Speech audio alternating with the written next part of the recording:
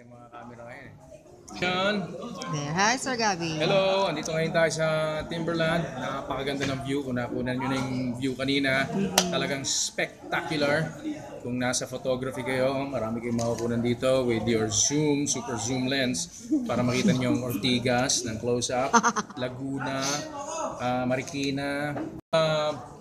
Ang madalas na pag-aaway ni ni Nestor, yung bodyguard ng mga bata, at yung bodyguard ko, who is Romel.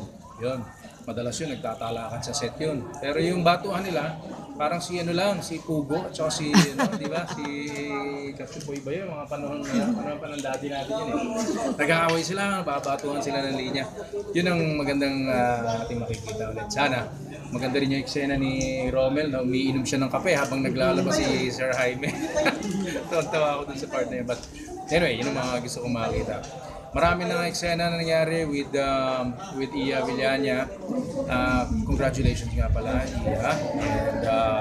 And Drew Arellano, na pareho pa kaming last name ni Drew. Alamin ko pa kung kamag-anak kami. Palagi ko kamag-anak kami ni Drew. Dahil self-proclaimed ninong ako ng anak nila. Wow! Thank you very much. Pero wala pa sila sinasabi sa akin.